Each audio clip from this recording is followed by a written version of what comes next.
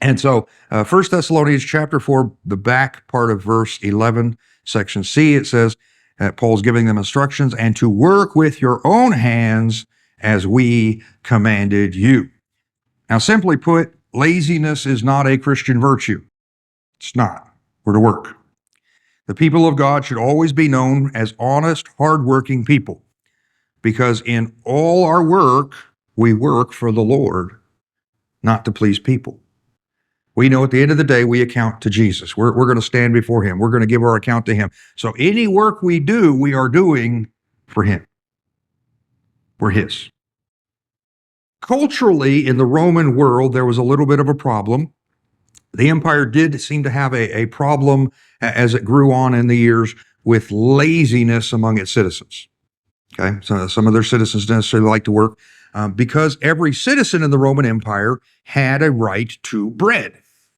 It was a right of the Roman citizens to get free bread from the government. And bread probably made up 60 to 70% of their diet. They ate a lot of bread in the Roman world. This is before the gluten-free fad came through, okay? And they didn't know about the keto diet. I mean, they lived on bread, okay? That was it, which is sort of biblical. I mean, Jesus did say, I am the bread of life, okay? He did not say, I am the broccoli of life. He said, I am the bread of life. So, got to eat biblically here. But the Roman government provided free bread to its citizens.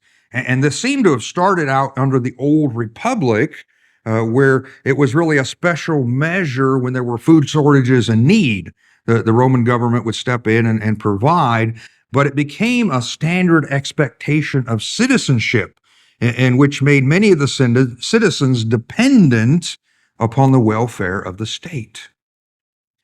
Now, this only applied to Roman citizens, okay, in the empire, not to all of the other peoples who were under the empire. You had to be a citizen, but Thessalonica was a free city.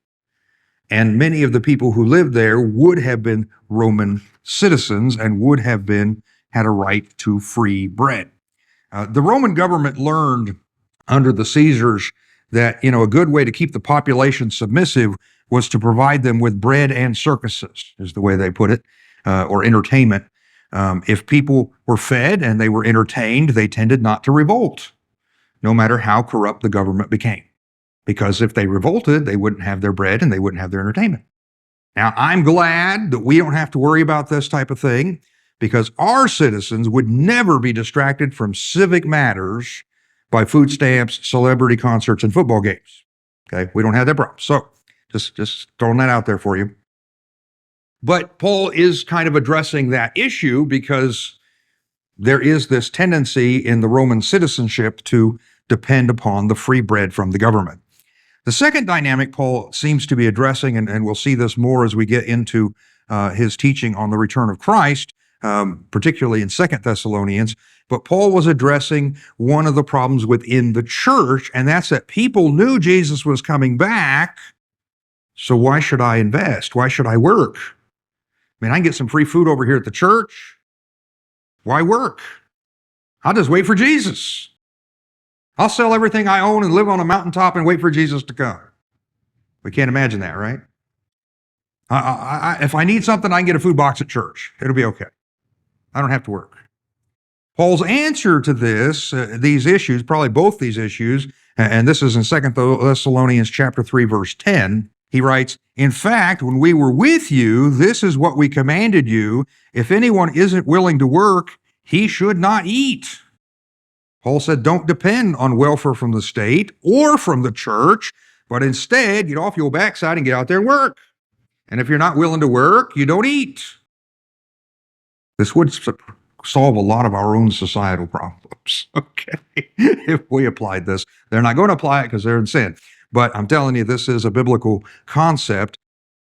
You are to work to provide for your own needs and also the needs of others. We are not to depend on the world. We are not to be dependent upon the world. Following Christ is more important than their free bread and circuses, which their circuses these days are just full of clowns, I got to tell you. No offense to clowns.